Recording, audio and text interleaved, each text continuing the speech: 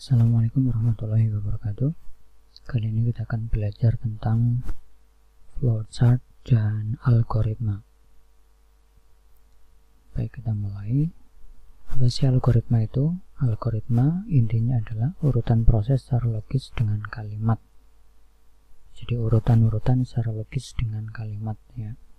Contoh misalnya algoritma bagaimana memasak mie goreng instan. Nah, kurang lebih langkah-langkahnya sebagai berikut. Pertama, siapkan alat masak seperti kompor, panci, piring, sendok atau garpu. Kemudian siapkan bahan, yaitu mie goreng instan tersebut ya. Kemudian air secukupnya untuk merebus. Dan taruh panci di atas tungku kompor. Isi air secukupnya. Nyalakan kompor. Setelah air mendidih, buka bungkus mie instan, masukkan minyak ya, tanpa bumbu ya tentu. Kemudian setelah mie matang, matikan kompor dan tiriskan atau pisah airnya. Kemudian masukkan mie ke dalam piring, tabur bumbunya, tentu sudah dibuka dulu bumbunya, aduk hingga rata. Nah, kemudian mie goreng instan siap untuk disajikan. Ini adalah sebuah urutan-urutan langkah yang tidak mungkin kita balik-balik. Misalnya habis nomor 1 kemudian nomor 5, habis itu nomor 2, nomor 7 dan seterusnya, itu nggak bisa. Jadi urutan yang sudah pasti urutannya memang seperti itu. Mungkin ada beberapa yang mungkin bisa kita rubah ya. Misalnya nomor 1 nomor 2 itu masih mungkin bisa kita rubah ya, tapi untuk langkah utamanya tentu tidak bisa kita rubah. Jadi itu adalah urutan proses secara logis dengan kalimat, dan tentu algoritma ini nanti akan sangat digunakan, akan sangat bermanfaat pada saat kita akan belajar tentang pemrograman ya, karena intinya program itu adalah urutan-urutan proses yang tentu sekali lagi tidak bisa dibolak-balik urutannya. Kemudian kaitannya nanti tentu akan berkaitan erat dengan flowchart ya. Kalau tadi algoritma itu adalah menggambarkan urutan proses dengan kalimat, maka kalau flowchart ini kurang lebih sama, tapi dia ke dalam gambar menggunakan simbol ya. Jadi flowchart itu intinya menggambarkan urutan proses, bisa berdasarkan algoritma yang sudah dibuat tadi, ke dalam gambar dengan menggunakan simbol. Mungkin Anda pernah melihat gambaran seperti ini ya. Nah, gambaran-gambaran seperti ini adalah namanya flowchart ya, dimana ini adalah sebuah urutan dan di dalamnya ada simbol-simbol. Nanti akan kita pelajari apa makna dari simbol-simbol tersebut. Ini juga contoh kalau sudah masuk ke dalam bahasa pemrograman, maka flowchartnya akan lebih kepada kode-kode ya, seperti mulai, kemudian di situ ada pendeklarasian variabel i sama dengan 1, kemudian belajar perulangan do while. Ini adalah sebuah input ya, atau tulisan. Di situ output juga bisa. Di sini tulisan belajar perulangan do while. Kemudian ini i sama dengan 1 ya.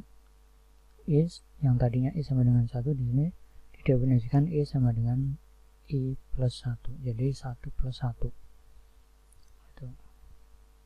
Ini ada proses, kemudian nanti dicek di situ apakah ya, ini nanti ada decision, apakah i kurang dari atau sama dengan 10. Jika benar, maka nanti akan diulang lagi ke sini ya. I yang tadinya 2, maka I sekarang adalah I sama dengan 2 ditambah 1 menjadi 3. Apakah I kurang dari 10? Tentu 3 kurang dari 10, maka diulang terus sampai nanti I-nya itu tidak terpenuhi, karena nanti I-nya akan bergerak, nilainya tidak 1 terus ya. 1 ini dia hanya untuk mengawali saja nilainya, ya. Jadi kalau I nanti misalnya I sama dengan 10 plus 1 kan sudah 11, maka ini sudah tidak bernilai benar ya, jadi dia akan bernilai false dan nanti akhirnya akan menjadi selesai gitu ya. Contoh dari flowchart. Kemudian di dalam flowchart itu sendiri sebenarnya simbol-simbolnya itu banyak sekali. Ada beberapa yang sering digunakan. Pertama tentang flow direction symbol ya.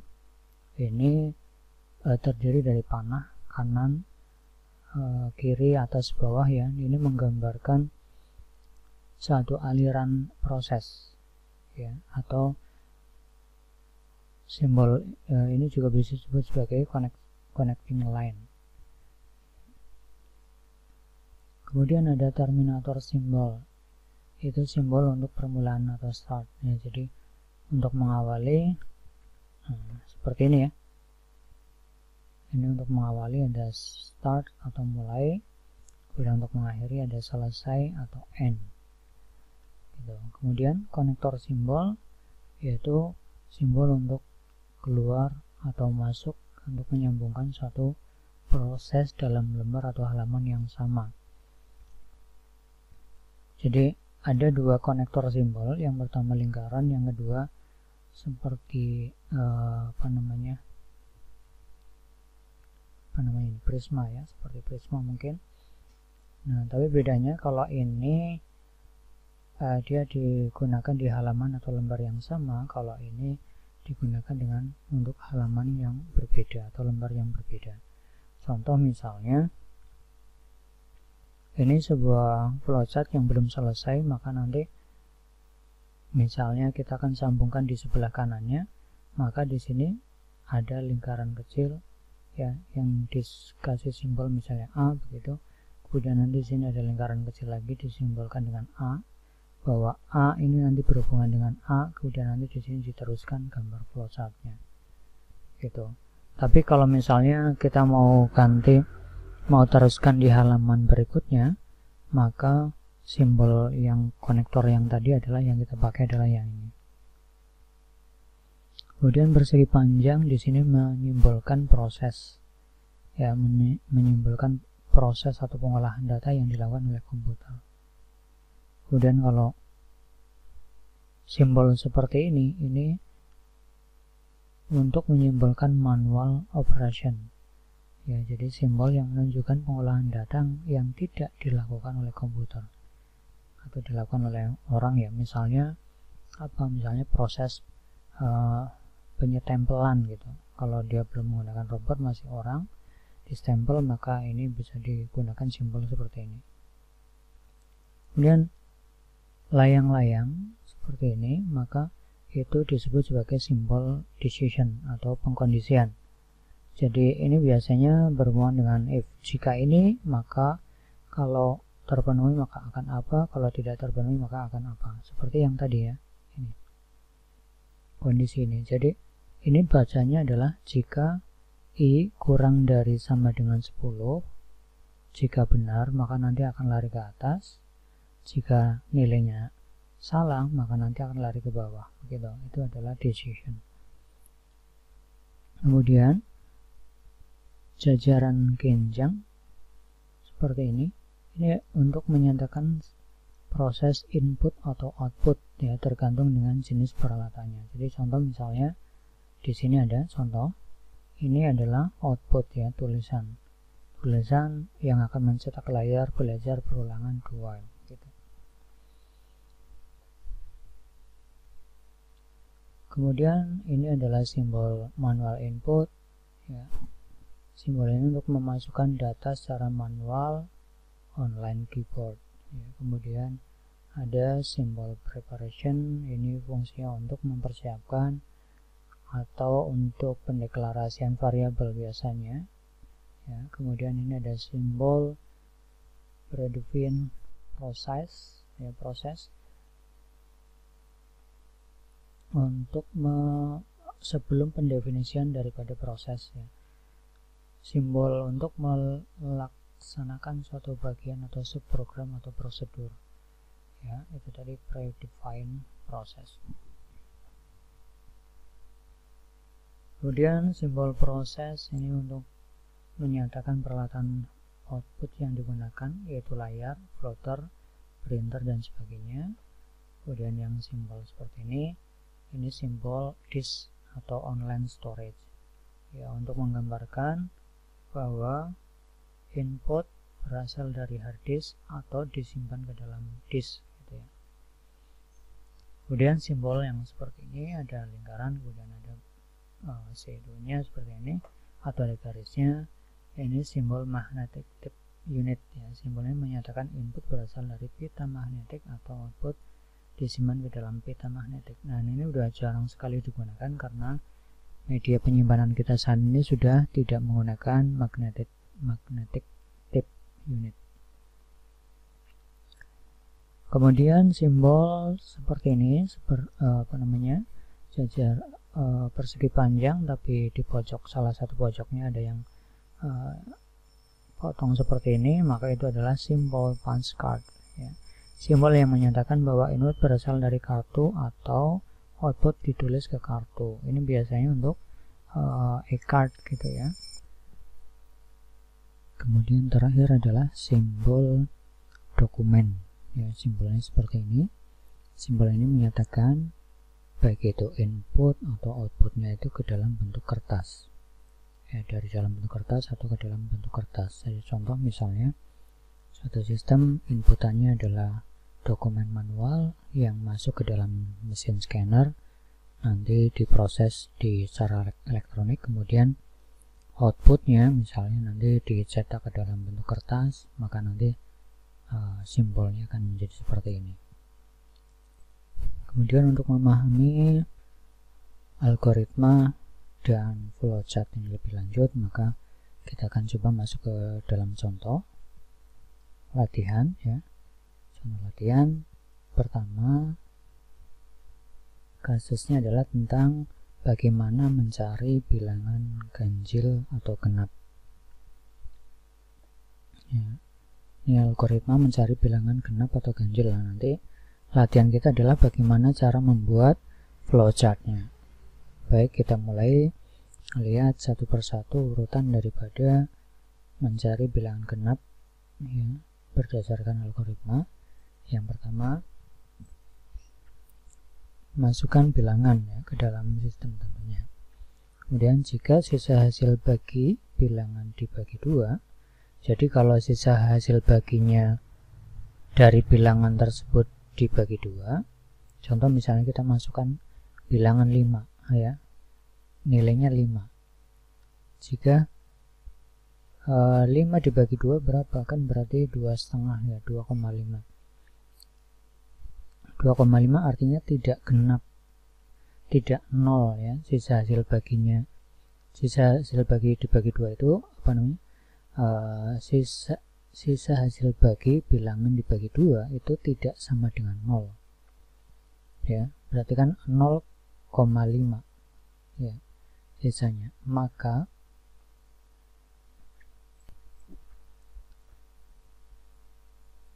berarti kalau 0,5 maka ini bukan bilangan genap. Oke. Kemudian ketentuan berikutnya, jika sisa hasil bagi bilangan dibagi 2 lebih dari 0, contoh kayak tadi, ya, kasus misalnya saya bilangan di situ bilangan 5, tentu hasil bagi dibagi 2 nya kan sisanya lebih dari 0 karena tadi kasusnya adalah 0,5, maka bilangan tersebut adalah bilangan ganjil. Coba kita masukkan angka 4 misalnya, ya. Angka 4, sisa hasil bagi setelah dibagi 2 berapa? 4 dibagi 2 kan ketemunya 2, ya, maka sisa hasil baginya adalah 0, maka 4 adalah bilangan genap, gitu. Contoh lagi misalnya angka 3 dibagi 2 ketemunya 1, sisanya berapa? 0,5, ya, karena 1,5, ya, jadi 0,5, maka bilangan angka 3 itu adalah bilangan ganjil.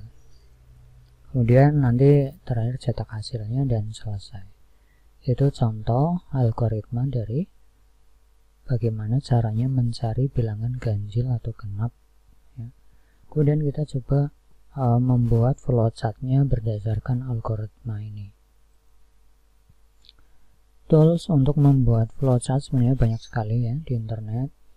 Anda bisa menggunakan flowchart yang online, Anda bisa browsing, misalnya flowchart online free misalnya. Nah, nanti kita bisa lihat satu-satu. Nah, di dalamnya itu ada nih, kayak misalnya mockup, kemudian banyak yang lain ya. Nanti bisa Anda tes sendiri satu-satu. Kita coba aja ini.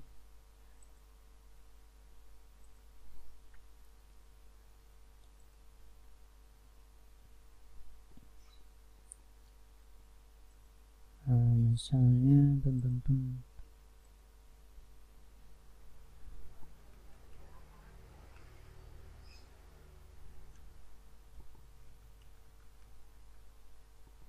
oke.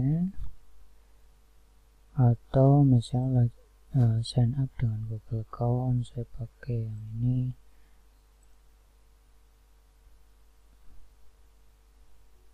Nah, maka nanti akan masuk ke bagian ini ya. Nah, di sini kita bisa membuat flowchart. Contoh misalnya saya akan membuat baru aja. Nah, di sini banyak sekali template ya yang bisa kita buat nih. Kalau misalnya kosong dia, new project,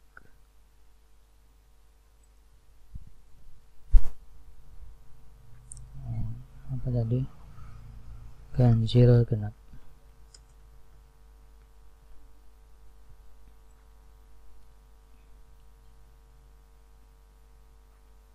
Nah, nanti tinggal cari logo-logo daripada flowchart tersebut tadi ya.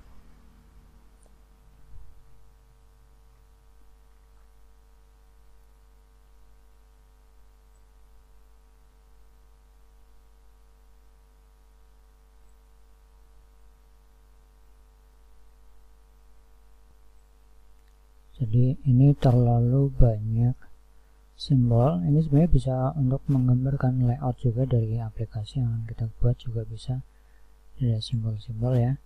Tapi karena konteks kita akan membuat flowchart, maka saya tulis di sini flowchart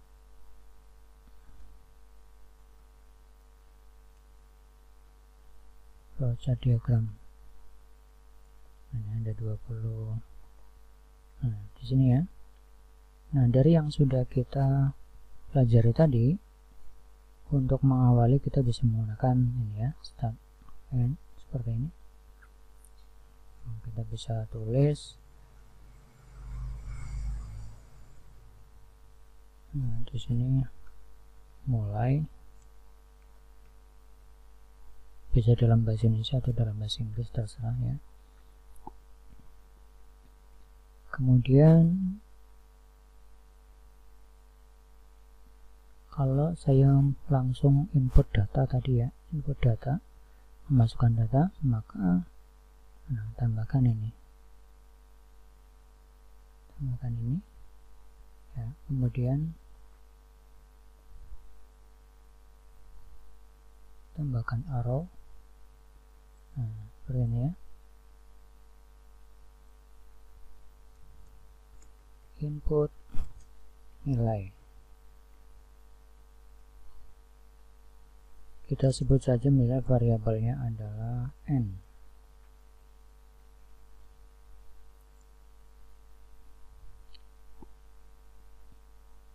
Kemudian n tadi itu diproses menggunakan if ya. Ini ada decision seperti ini. Kemudian panah. Nah, sini kita masukkan aja tadi ya, sisa hasil bagi. Jadi ini, jika sisa hasil bagi 2, ya, maka kalau di dalam program itu sisa hasil bagi adalah mode ya. salah. Bentar.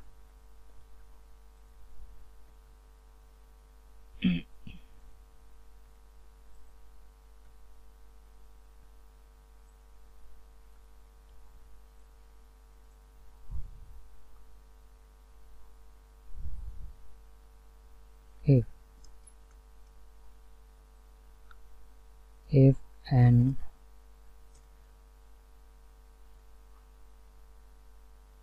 mod 2, jadi jika sisa hasil bagi n dibagi 2, sisa hasil baginya lebih sama dengan 0. Jika n mod 2 sama dengan 0, ini ya untuk yang ini.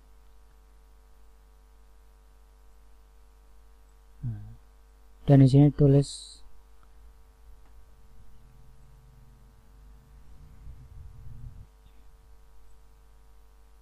kemudian kita tulis di sini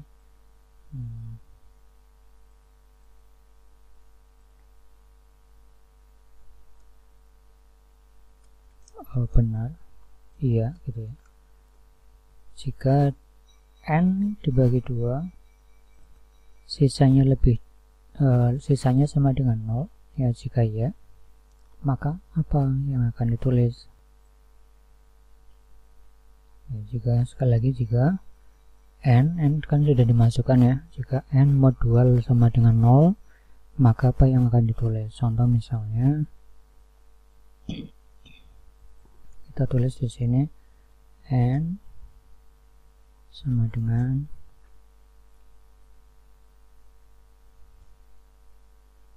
genap. Ini kalau sisa hasil bagi 2 itu lebih sama dengan 0 ya, maka tulis ke layar genap. Jadi ini bedanya kalau mungkin kita bedakan ya warnanya. Ini untuk inputnya, ini untuk outputnya. Jadi kalau ya, maka n sama dengan genap. Kalau tidak, kita bisa tulis di sampingnya seperti ini.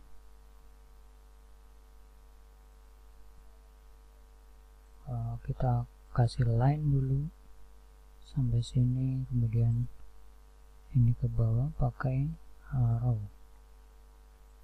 Ini tag di sini tidak.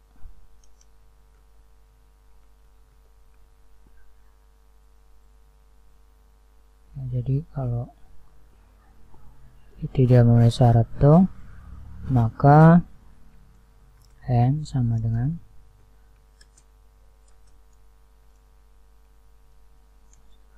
n sama dengan ganjil.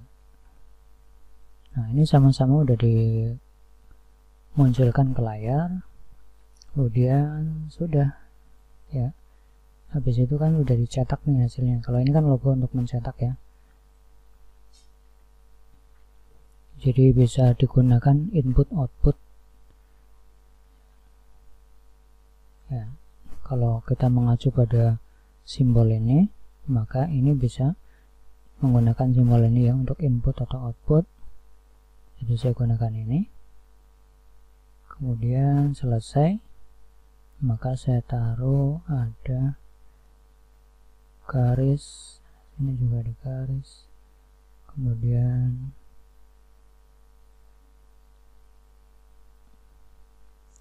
ada line ke bawah.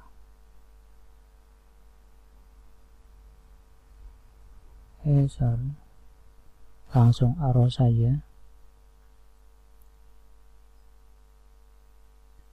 Arrow. Kemudian selesai itu pakai ini.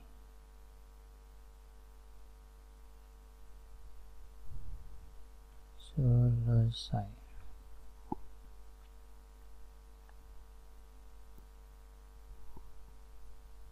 Oke. Sekarang kita lihat ya. Jadi berdasarkan dari algoritma ini ya, kalau kita presentasikan seperti ini, maka flowchartnya menjadi seperti ini. Mulai, kemudian input nilai n, jika n mod 2, jadi jika sisa hasil bagi n dibagi 2 itu sama dengan 0, jika iya, maka n-nya itu adalah genap. Jika tidak, maka n-nya adalah ganjil. Contoh, misalnya saya masukkan angka 5 tadi ya, 5. Apakah 5 dibagi 2 sama dengan 0? Kan tidak ya. Maka berarti 5 itu adalah ganjil. Selesai. Coba saya masukkan 10. 10, apakah 10 dibagi 2 sisa hasil baginya sama dengan 0?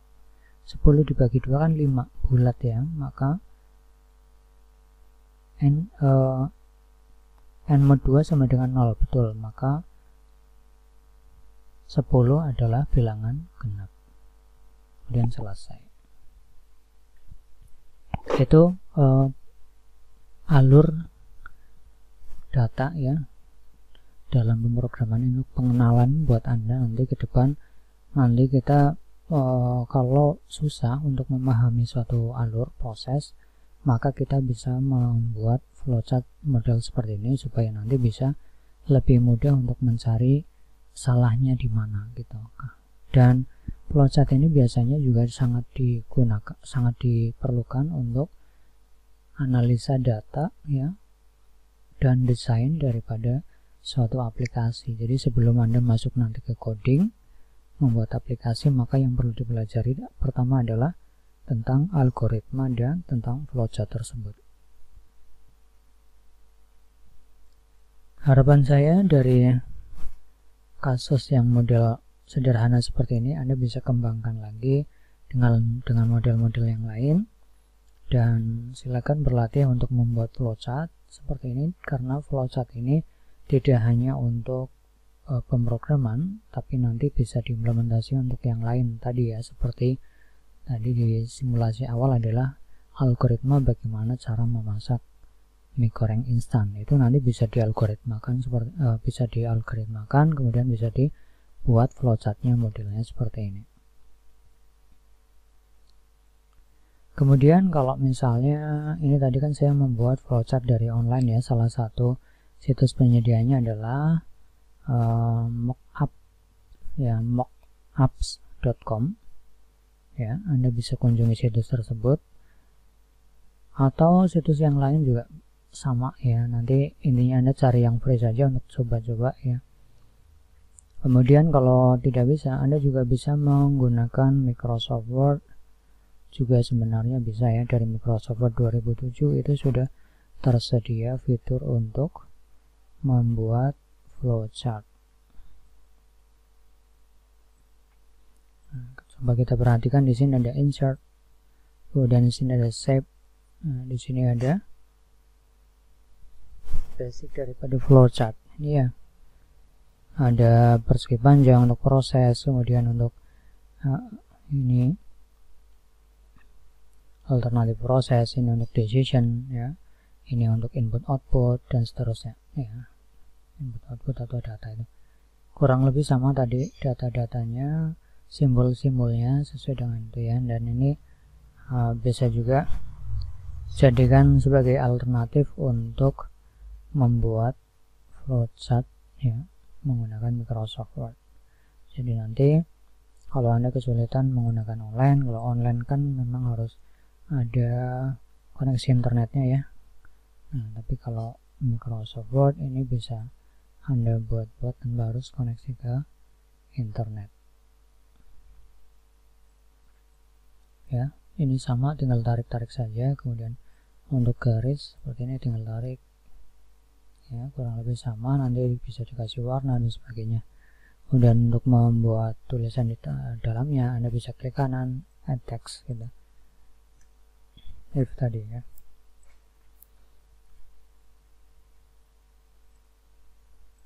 Oke, itu tadi untuk algoritma dan flowchart ya. Jadi saya simpulkan di sini bahwa algoritma dan flowchart ini adalah salah satu gambaran untuk mendefinisikan aliran data yang nanti sangat bermanfaat untuk kita memahami dari aliran proses suatu aplikasi, ya, karena konteks yang akan kita pelajari adalah tentang aplikasi gitu. Tapi sebenarnya tentang flowchart dan algoritma ini bisa diimplementasikan untuk hal lain, ya, tergantung dari apa tujuannya. Begitu saja untuk materi flowchart dan algoritma, ya, yang bisa Anda pelajari. Anda bisa explore dengan browsing lebih lengkap tentang materi tersebut.